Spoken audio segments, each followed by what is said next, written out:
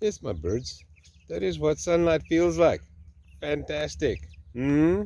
That's the first time they feel sunlight. Yesterday was cold and overcast, and before that they were growing up in a brooder.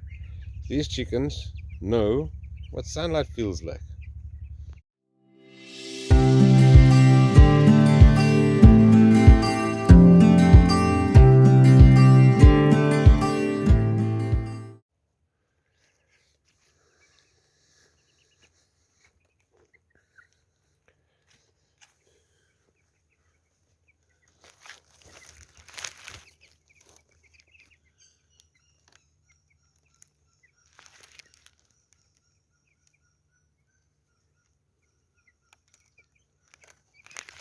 Today, these guys are moving for the first time.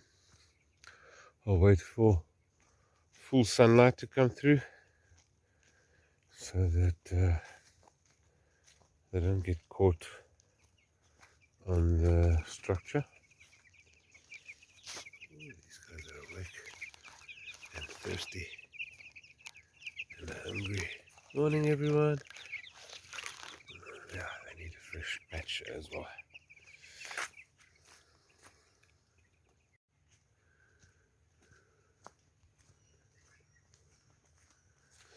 It was drizzling out last night as well, same as the previous night. There's the birds, there they are. Beautifully. Okay, fantastic. All good.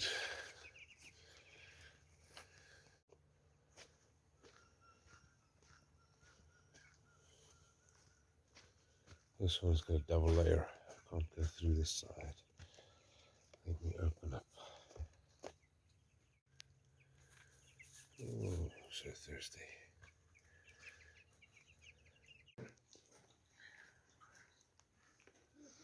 Happy birthday, dude. Oh, it's again. This is the 16th time I heard this. That. Okay, we're having breakfast. It's Matthew's birthday. Wednesday, Daddy Daycare. Yasia's with me today. As I said yesterday, we'll be moving these birds today for the first time. This is the spot where they were. Hope you can make it out on the screen over there. That would be the back and the left side of the chicken coop. I'll just be redoing this fleece a little bit later today. It can stay open for now, get some fresh air in, and if there's a bit of sunlight that comes through from on top there, it would be fantastic. We've got some blue skies, so hoping for some sunlight. There we go. I can speak English as well. Fantastic. Um, so all the chicken tractors will be moving today. This is the first one. That one on there will be moving this way, and then it will go down in front of the lime orchard, down to the bottom, and then turn back again and come back up again, and so forth, and so forth. That's about it. That's what I can tell you about the move thus far. Let's see what the day delivers. All right, this is the second tractor that we've moved. The square sits there. Unfortunately, I can't point it out to you because I've got Yasia in my left arm. We need to go change the diaper there quickly. And then we've moved them on to some new pasture. The food is ready there, and the pruning shears, I had to cut back this bush so I can get in underneath it. But that's done. The path is open. They can travel through there. They'll be going around this lime row here, all the way down to the bottom, come back up, and then go up to the top of the lime orchard again. Yes, that should be their route for the next couple of weeks. And happy chappies they are. Since I work alone, what I do is, like over there, I leave a marker where the tractor was standing, where its furthest point was, and I'm going to be moving in that direction now. So as soon as the tractor has passed that point, especially at like 4:30 in the morning, it's still dark, you've got a torch and a chicken tractor in the one hand, and you're moving them, so that I know where to stop, so I don't have little gaps in between, and I can utilize as much as the soil as possible and make sure I get a more even distribution of chicken manure throughout the whole orchard. So I'll be moving it now.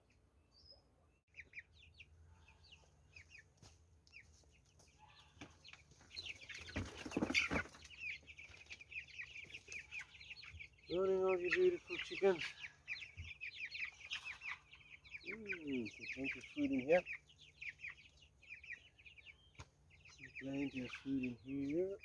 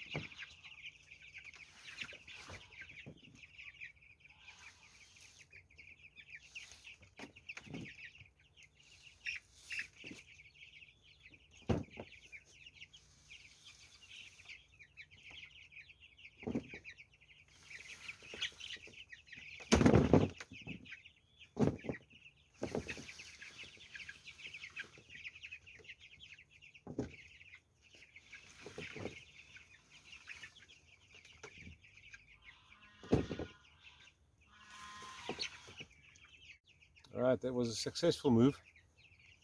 Fantastic. When we do the first move, the first couple of moves, just make 100% sure that the chickens are not, the back end is not dragging over them, obviously, that they'll be safe, and just be patient. And as they get older, the moves get easier. But it is, I must admit, this batch of chickens are a bit more awake than my first batch. They're a bit more aware of what's going on around them. My first batch was a bit lazy, neurologically challenged, I think, if a chicken can be. And these guys are more sparky, so if something comes close to them, they'll run. So I think I'm going to stick with this hatcheries chickens just on the experience I've had thus far with them. But the ultimate would obviously be, what does it taste like, and what do we slaughter at the same age? How much protein do we get out of the deal? I think that's also a very important factor that needs to be taken into consideration. But we'll get there in a couple of weeks' time, and then I'll decide on which hatchery and which supplier of what food and so forth I'll go on with. Maybe I'll be using birds from one hatchery and food from another supplier and so forth.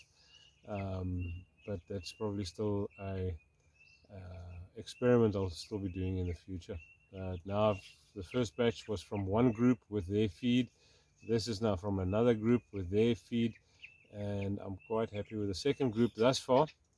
Let's see what the end result is. All right, this is the food. That is the patch where they were standing in the last 48 hours, and they've now moved up. So I'll still judge and see. Maybe I'll move these guys faster because there's not a lot of food on the ground for them. But then again, I want more chicken manure on the ground so that I can feed the soil as well.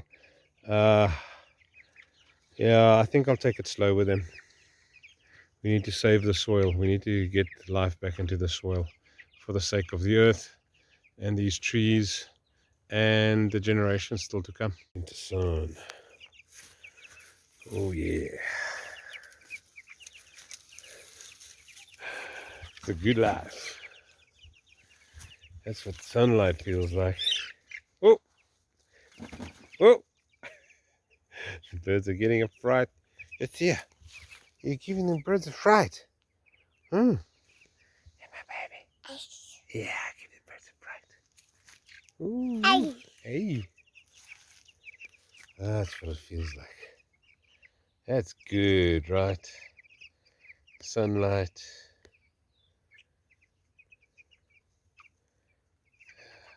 Swell between your toes. Good food, clean water. Life's good. Good morning. Thursday morning, the 30th of June. Yesterday was Matthew's birthday. I should have taken a couple of photos and video clips of that, but I didn't, I'm not honoring that meme that says everything is content. But I do have news to share. We had an onslaught last night on the furthest two chicken coops. And mongoose is what I predicted was the one down there at the bottom over there. I lost 9 chickens in that coop, so there's only 15 left. There was 24 in there. Each of the coops had 24 in. This one here closest to the house was not under pressure, and then the one on the other side of the geese was not under pressure, also close to the house. But the one further down, hey Christopher, the one further past that one, there's another one, and lost one there. I'm under the impression that the number 10 that I lost there at the bottom tractor there, coming into picture now, I lost that chick on the way to the furthest, because I came and did these 2 chicken tractors first this morning. And then I went up to let me just pan around here, sorry about it. I went up to that one over there, and then I went down to the furthest one. So I think with my route going that way, because they were fine when I first saw them at 4:30 this morning. And when I got back to them, after discovering the other 10 or the other 9 that were, 4 are missing and 1 is dead and 4 are injured, badly injured, so I'm pretty sure I'm going to need to euthanize them today. When I came back from sorting those guys out, I came to look at the coops again, and I found that there was 1 dead here. And was it rigor mortis was not in yet when I got to this one down here. So, and the mongoose didn't get into this chicken tractor. He just tried to bite the chicken through the shade cloth. And yeah, I don't know. I obviously caught it red-handed. So today I need to make a plan. I know I've needed to make a plan. I just don't have the finances to do it. So praying to God to give me wisdom on how to protect these chickens a little bit better.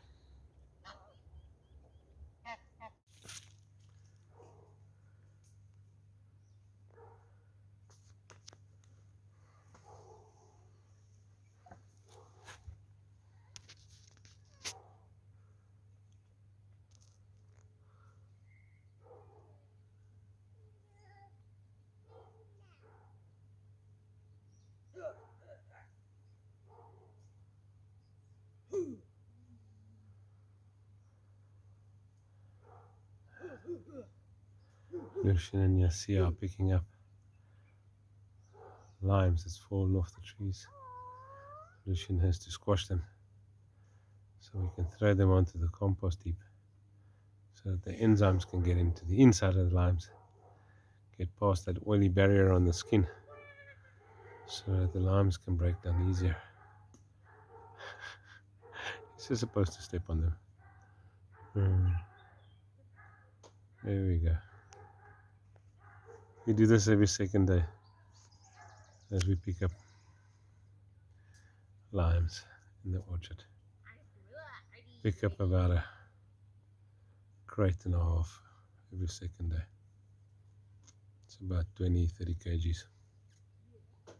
A while back I showed a video where I went and collected all of these panels. It's offcuts from a refrigerated warehouse that was built, and this was the leftovers, or some of the leftovers, that I want to use to either build a brooder or maybe even a small little slaughterhouse for the chickens.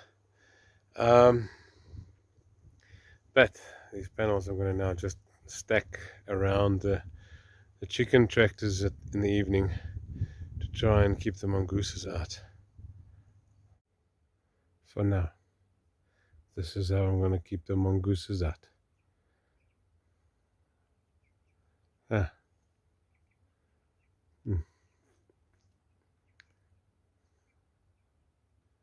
Hopefully it works. Right, this morning's tragedy. This is the 4 that got injured. It survived the mongoose attack. I got 2 fatal birds which I composted, and then there's 4 missing. So I don't know if these 4 are going to make it. That one on the left over there is severely injured, so let's give her a chance, but let's see what happens. It is called A Farmer Makes a Plan in an Afrikaans, my home language, my mother tongue. It's called Boer Maak 'n Plan. So I've got all these panels, and I'm just hooking them up with some wire that I'm bending and hooking onto different spots and holding the whole thing together until I can make another plan. I hope this is gonna keep the mongoose off of my chicken. So tomorrow morning I'll come here, and they're gonna sleep much warmer because these are ISO walls. So almost the fleece are almost like not necessary. Tomorrow morning I'll just drop the walls, pull out these plugs or these hooks I made, bent them from wire, and then just continue as per usual. And then instead of closing them up with fleece in the evening, I'll just close them up with ISO wool, and hopefully this will deter the mongooses. Maybe I should just come and wait for them 3 o'clock tomorrow morning with a torch and a gun. But I'm too tired right now. I haven't slept. I'm tired. It's been a long day. 1st of July 2022. We had our first frost this morning. Luckily here in between the trees, it tends to block the wind, so the wind chill factor doesn't kick in and freeze everything. So that's good. But on the grass next door, it's frozen solid. All right, for those of you who haven't noticed, didn't see, I had a oh wait, I haven't put this video out yet. Okay, this will be then part of the video where the 10 chicks are fatally injured, and this is the measure I had to do for time being, just to keep them closed up so that the whatever it is, the mongoose or whatever is getting to them, can't get in. These are ISO boards from a construction of a isolated refrigerated fruit factory, and I was given these by a good friend, and they have finally come in very handy. I am still planning on using them to construct hopefully either a nice brooder or a smallish like a butchery where I can slaughter chicken or process chicken. Now I have to undo all 4 of the chicken tractors and feed the chickens and then leave them open for some sunlight, because the threats are over. The threats are only in the early mornings and the late evenings. Alright, chicken mesh is what I got. A good friend of mine brought me a roll of chicken mesh. It should be enough to do all 3 of the tractors, all 4 of the tractors. And I've done 2 thus far this afternoon, and I have now subsequently put the fleece over the mesh again, just to keep the birds warm. And I put that one wall up because the wind tends to come from that side, just to block off the wind a little bit, take out that chill factor for them, and it will be nice and warm for them in here. The other tractor right down there at the bottom, where we had the most losses 2 nights ago, that one is also done, also wrapped in its fleeces. And tomorrow is Saturday. I'll be taking my boys back to Komatipoort, and I'll also be taking the day off. So on Sunday I will be putting on the rest of the chicken mesh and finishing them up, and I trust that this will do the trick. This triangle on top here now does not have chicken mesh on it. I've just put that strip there at the bottom, 600 millimeters. What is that, 12 inches? 12 inches is what I've put on. No, I'm lying. It's 24 inches. 6 inches is 15 centimeters or 150 mils. Double that would be 12. Double that would be 600, which is 24 inches. So that's 24 inches from there to there. Cool. On the scale of everything being content, I've got one of these little birds that are not feeling too well. This has got nothing to do with the attack we had a couple of nights back, 2 nights back with a mongoose.